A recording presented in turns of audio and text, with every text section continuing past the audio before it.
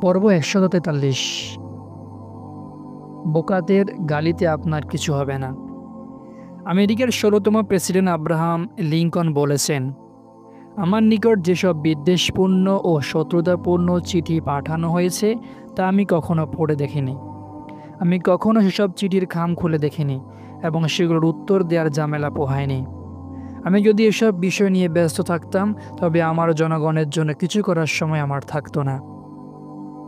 অতএব তাদেরকে শাস্তি না দিয়ে বরং তাদেরকে উপেক্ষা করুন। সূরা আন-নিসা। অতএব আপনি তাদেরকে সৌজন্যমূলক ক্ষমা করুন। সূরা আল-হিজর। অতএব আপনি তাদেরকে উপেক্ষা করুন এবং বলুন সালাম। সূরা আল-আহকাফ।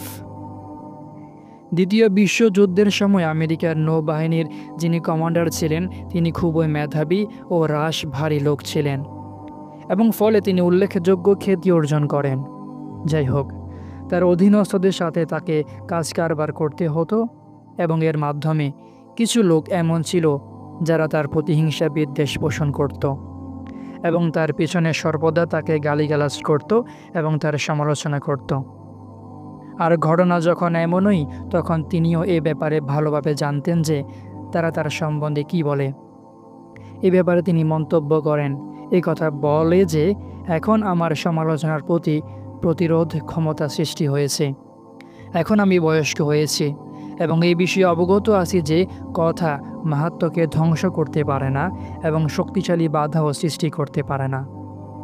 একজন আরব কবি বলেছেন, কবিরা আমার কাছ থেকে কি প্রত্যাশা করে অথচ আমি বয়সে ৪০-এর সীমা পেরিয়ে গেছি।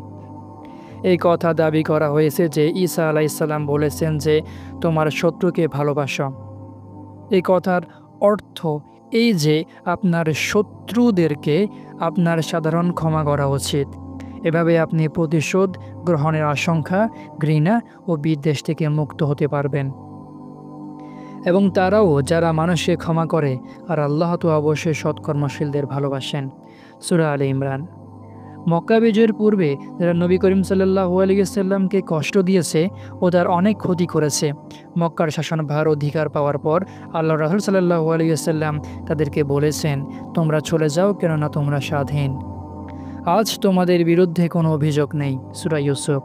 যা অতীত হয়ে গেছে আল্লাহ তা ক্ষমা করে দিয়েছেন। সূরা মাইদা।